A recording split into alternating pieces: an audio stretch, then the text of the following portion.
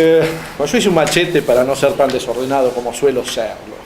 Les voy a pedir un poquito de imaginación. Imaginen, vamos a hablar del ferrocarril, pero imaginen un triángulo equilátero. Hoy estoy un poco pitagórico, ¿no? Ese triángulo que es el ferrocarril tiene 3 puntas y en cada punta vamos a tener algo distinto. Vamos a tener lo tecnológico, vamos a tener lo económico y vamos a tener lo institucional. Estas 3 cuestiones para que el ferrocarril funcione deben tener cierta armonía.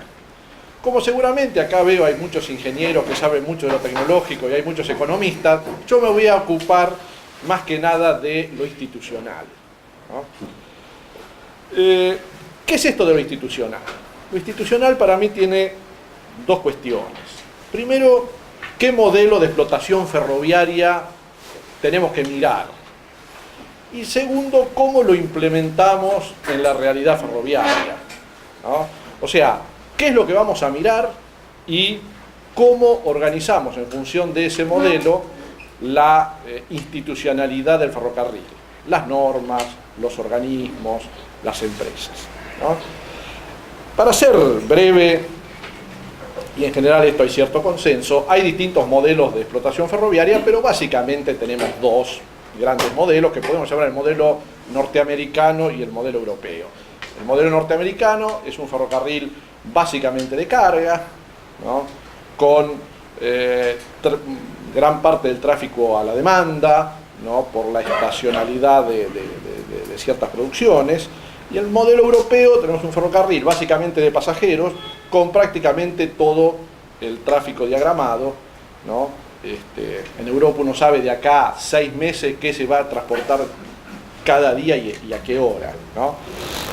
¿Qué me parece que esto es importante? Porque en la historia argentina hemos ido oscilando, ¿no? Entre seguir un modelo o seguir otro. Si uno hace historia bastante antigua, ya cómo se desarrolló la red ferroviaria, ya vemos que tiene muchas similitudes con Estados Unidos. Además porque físicamente, económicamente y políticamente la situación era parecida, grandes territorios, sin explotación y demás. Si uno mira los vehículos ferroviarios, ¿no? Desde el comienzo, el modelo europeo se abandonó enseguida. Los coches de pasajeros se copiaron de Estados Unidos, ¿no? Pero no fue solo esto. Cuando hubo que organizar un ente estatal de control de los ferrocarriles, se tomó el modelo norteamericano y un año después que se creara la Comisión Interestatal de Comercio de Estados Unidos, se crea la Dirección Nacional de Ferrocarriles en la Argentina, y en el propio debate de la organización y de la ley de ferrocarriles se habla de lo que se estaba haciendo en Estados Unidos y del modelo norteamericano. En los años 20, probablemente los mejores años económicos de los ferrocarriles argentinos, también se ve un permanente peregrinar de los funcionarios ferroviarios argentinos a Estados Unidos a ver qué se estaba haciendo allá. En puertos, en transporte de granos, en transporte de petróleo, en organización del tráfico, en un tema que desvelaba a todo el mundo que eran los elevadores de grano. Parecería que las empresas ferroviarias argentinas, y también lo hacía el Estado, ¿no? Estaba ya mirando a Estados Unidos. En la década del 30, en plena crisis, cuando los ferrocarriles proponen ciertas medidas para paliar la crisis, también vemos cosas parecidas a lo que estaba empezando a pasar en Estados Unidos, la simplificación de la explotación, el dejar la explotación de ciertos ramales, sistemas de explotación simplificadas que no sean onerosa la explotación. En la década del 60 tenemos el famoso plan de largo alcance del año 62, que también se inspira en lo que estaba pasando en los ferrocarriles norteamericanos. Así que, más o menos, hasta ese momento tenemos cierta continuidad. El problema es que en la década del 60 cambia el paradigma ferroviario, ¿no? Y los ingenieros ferroviarios en la Argentina empiezan a mirar a Francia, ¿no? Y empiezan a mirar a Francia con un fanatismo muy grande. Empiezan a ir los ingenieros de la Argentina a estudiar a Francia, aparece Soferrey, la consultora francesa, asesorando al ferrocarril, ¿no? Y se empieza a copiar todo lo que se estaba haciendo en Francia. Se habla de la superred, algo que estaba haciendo Francia. Se habla de electrificar todo el sistema, algo que estaba haciendo Francia. Lo que pasó en el ferrocarril argentino muestra que esto terminó no funcionando, ¿no? Quizás no por el modelo, sino porque el ferrocarril se fue al diablo en la Argentina. Cuando vienen las concesiones de los 90, volvimos a cambiar el modelo, ¿no? Y el modelo aplicable fue el modelo norteamericano, básicamente los ferrocarriles clase B norteamericanos, ¿no? El problema que frente a algunos resultados no del todo felices o ciertos resultados desalentadores de este sistema, en los 2000 volvimos a cambiar el paradigma ferroviario y empezamos a mirar a Europa de vuelta, ¿no? ¿Y qué trajimos de Europa? Trajimos dos ideas básicas que coinciden con dos grandes reformas institucionales que tuvo el ferrocarril en el 2008 y en el 2015. Primero trajimos la idea de separación de la infraestructura, esta idea de que el problema del ferrocarril es que está integrado, entonces hay que separarlo, hay que crear diversos organismos, hay que darle un tratamiento a la vía y otro tratamiento al material rodante y a la operación. Y en el 2015 trajimos una nueva idea que es la red abierta o el open access, ¿no? ¿Con qué idea? Con que la idea es que el problema del ferrocarril es el monopolio, ¿no? Entonces, que haya muchas empresas ferroviarias compitiendo en la misma red y eso va a ser un resultado espectacular para todo el mundo. Ahora, ¿por qué digo que este no, o voy a decir que no es el mejor modelo para el ferrocarril en la Argentina? Porque me parece que hay un error de diagnóstico, ¿no?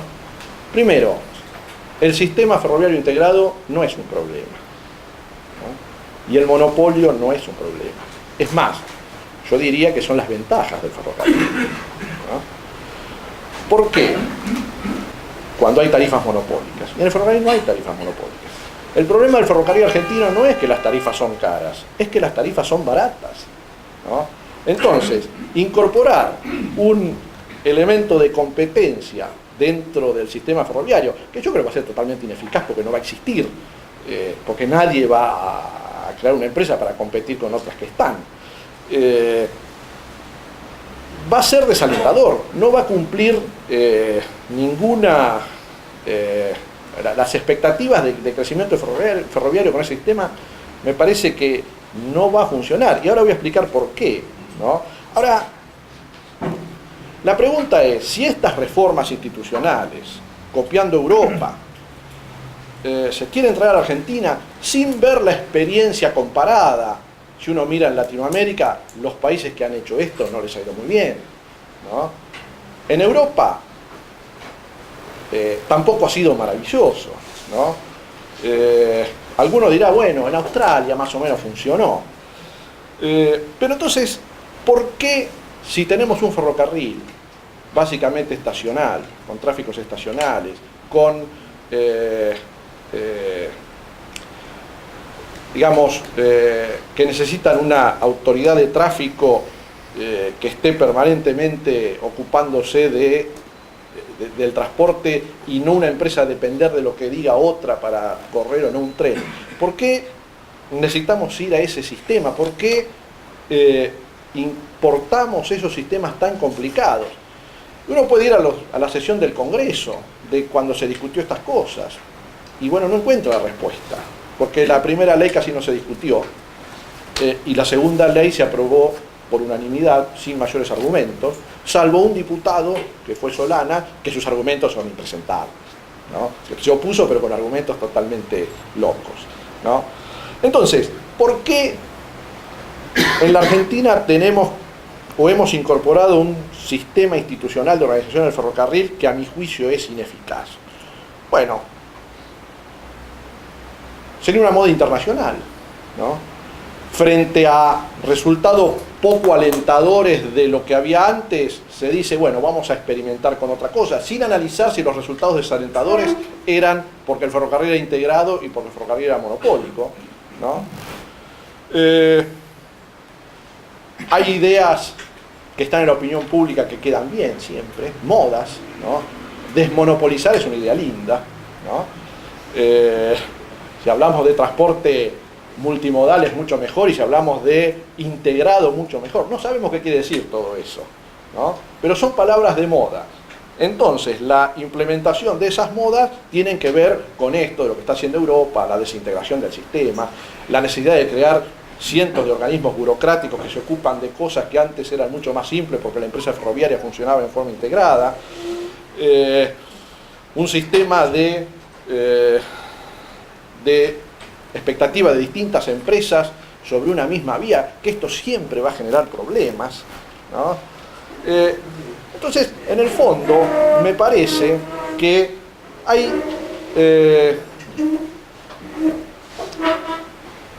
problemas que no son el problema ferroviario, ¿no? Entonces, estas reformas que se han hecho, que además tampoco se han implementado, quizás hasta por suerte, me parece que si uno mira de dónde surgen, y surgen de las burocracias estatales, pero nunca surgen de la empresa ferroviaria. A ningún ferroviario se le ocurren estas cosas. ¿Por qué? Porque en el fondo estas ideas son antinaturales, ¿no? ¿Cuál es la ventaja del ferrocarril? La ventaja del ferrocarril es una cuestión técnica. Es esta relación tan cercana que hay entre un riel y una rueda con su mínima fricción que hace que el ferrocarril sea más eficiente que otros medios. Ahora, si eso es técnico y es natural, ¿por qué la burocracia tiene que separarlo? Tiene que decir, la rueda es de uno y el riel es de otro, y esta rueda me va a tener que pedir permiso a mí para circular y yo se lo doy si quiero, ¿no? Es antinatural, va en contra de la lógica ferroviaria. Y también la competencia, ¿no? ¿Qué ferroviario puede pensar, imagínense una oficina de tráfico de un ferrocarril, qué ferroviario puede pensar que está corriendo un tren pero va a venir otro y va a sacar el tráfico? O le va a querer correr a la misma hora, ¿no? Es antinatural, es fuera de la esencia ferroviaria de los últimos 150 años, ¿no? Entonces, creo que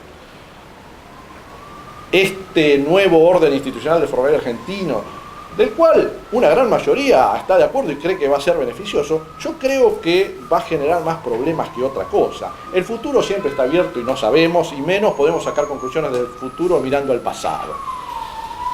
Pero, ¿por qué se hace esto? Y con esto voy terminando. Esto se hace básicamente porque hay una incapacidad de los estados de justificar frente a la opinión pública la inversión ferroviaria en infraestructura, ¿no? Entonces, como los estados hoy día han perdido fuerza y son entes que están a la deriva de la opinión pública le impone a los estados lo que hay que hacer. Los estados han dejado de hacer docencia y de explicar a la opinión pública lo que hay que hacer, ¿no? Entonces, como nadie se anima a poner plata en una red monopólica, inventamos esto, ponemos plata en una red para que la usen todos. Esto es demagogia, ¿no? En el ferrocarril esto no funciona, ¿no? Porque el problema del ferrocarril no es ese. El problema del ferrocarril no es ese, ¿no? Entonces, para cerrar pongo un ejemplo, ¿no? Hay cierta expectativa de que cientos de empresas van a comprar material rodante para correr en las redes argentinas y demás, ¿no? Vamos a poner una empresa, ¿no? Quiere comprar vagones y locomotoras. Correr trenes tiene una serie de problemas muy complejos que no es fácil, pero supongamos que todos esos problemas están resueltos. La empresa va a ir a un banco, ¿no? A pedir financiamiento para comprar el material rodante. ¿Qué le va a pedir? Preguntar el banco para darle la plata. Le va a pedir una cosa muy sencilla. ¿Cuál va a ser la tasa de retorno de esa inversión? La empresa le va a decir, bueno, ese vagón va a estar circulando tanto, el ciclo del vagón va a ser tanto, por lo tanto la rentabilidad va a ser tanto. Y los bancos, como generalmente los banqueros son malos, le van a preguntar. Dice, ¿y ese movimiento del vagón, para que sea rentable, va a depender de usted? No, dice, va a depender de una autoridad de tráfico de otra empresa. Entonces usted no controla la inversión, ¿no? Pongamos el mismo ejemplo, ¿no? El banco le va a dar la plata para comprar los vagones y le va a preguntar, ¿a qué tarifa hace el cálculo usted para hacer este transporte? A tal. Pero hay un sistema de open access. Y si aparece otra empresa que cobra menos, bueno, voy a tener que bajar la tarifa. Entonces la rentabilidad no es la que me dice. ¿Para qué le voy a prestar la plata? ¿No? Entonces, si estamos pensando, y con esto termino en serio, acá me están haciendo señas, si estamos pensando en un sistema ferroviario de gestión privada, estas reformas son totalmente contraproducentes porque son un desaliento a todo tipo de inversión. Pero alguien puede decir, y con razón, bueno, pero tengamos una empresa estatal, como históricamente fue, y que invierta el Estado. Es una posición interesante. Pero si es así, entonces ¿para qué vamos a hacer esto? ¿No? ¿Para qué vamos a hacer una organización institucional tan fuera de la historia ferroviaria, tan fuera de la técnica ferroviaria, tan fuera de la lógica ferroviaria, que va a ser totalmente ineficaz? No va a servir ni por una explotación privada y es innecesaria para una explotación estatal. Así que acá cuando me llamó Alberto me dice, y decía algo del futuro, y no sé qué voy a decir del futuro, ¿no? Pero mientras tengamos una organización institucional así, yo creo que el futuro va a dejar contento a los burócratas, va a dejar contento a la opinión pública, pero no va a transformar la realidad ferroviaria. Así que bueno, muchas gracias.